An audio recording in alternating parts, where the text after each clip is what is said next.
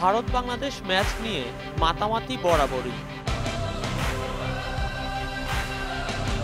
বিশ্বকাপের সেমিফাইনালে টিকে থাকার লড়াইয়ে শনিবার সুপার 8-এর দ্বিতীয় ম্যাচে ভারতের মুখোমুখি হবে বাংলাদেশ। ভারত বাংলাদেশের টি-20-তে অতীত পরিসংখ্যানে এখন পর্যন্ত এগিয়ে অবশ্য ভারতের বিপক্ষে 13 ম্যাচ শেষে বাংলাদেশের জয় শুধু একটিতে, বাকি 12 ম্যাচেই জয় ভারতের। বাংলাদেশ আর ইন্ডিয়ার সাম্প্রতিক যে একটা ঝাঁঝালো অতীত, সেই 2015 বিশ্বকাপ থেকে শুরু করে এরপরে নানা কিছু দিয়ে সেটা বেড়েছে। ধোনি মুস্তাফিজুরের সেই ধোনির ধাক্কাকাণ্ড বলবো।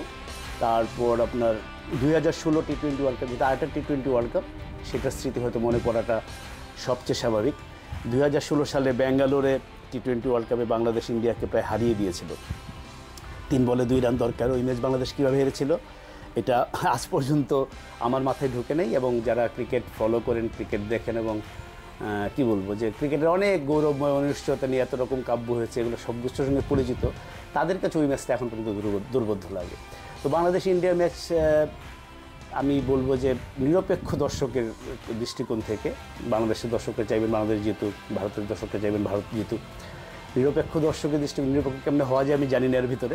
আমরা যদি হই, বাংলাদেশ ইন্ডিয়া ম্যাচ বেশিরভাগ সময় খুব মানে কি বলবো, যে একটা দারুণ ম্যাচ উপহার দিয়েছে। তো শেষ পর্যন্ত খেলায় আসলে তো জয় পরাজয় থাকবে, হয়তো বাংলাদেশ জিতবে বা ভারত জিতবে।